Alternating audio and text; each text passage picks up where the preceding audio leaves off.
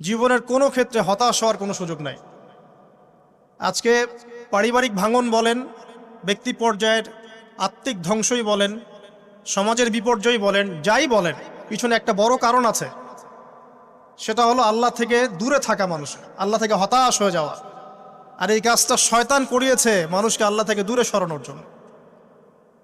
কিন্তু আল্লাহ রাব্বুল আলামিনের কাছে কেউ যদি যেতে চায়, মন থেকে যদি আল্লাহকে একটাবারও ডাকে, আল্লাহ পাক এক ডাকের মাধ্যমেও তার গুনাহ মাফ করতে পারেন। দুজন ব্যক্তির ঘটনা পড়লাম। একজন ব্যক্তি প্রচণ্ড রকম আবেদ, প্রচুর ইবাদত করে।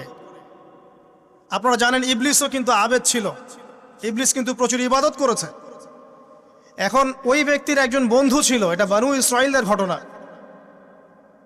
তো সেই বন্ধু পাপী ছিল, বিভিন্ন কবিরা গুনাহ করত।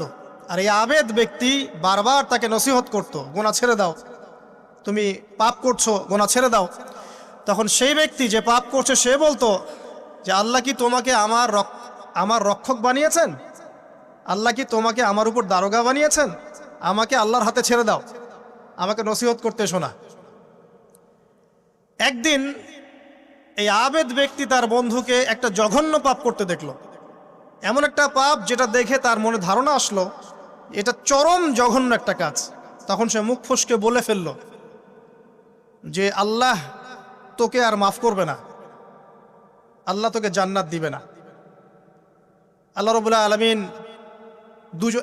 মালাকুল মউতকে এই দুজনের কাছে পাঠালেন, দুজনের রূহকে কবজ করা হলো। এবার আল্লাহ পাক তার সামনে তাদেরকে উপস্থাপন করে বললেন যে তোমাকে আমার রহমত সম্পর্কে কে গ্যারান্টি দিয়েছে যে আমি কাউকে রহমত করব কি করব না? যাও, আমি তোমাকে জাহান্নামে পাঠালাম, ওই ব্যক্তি যে আমার রহমত প্রত্যাশা করেছে আমি তাকে জান্নাত দিয়ে দিলাম।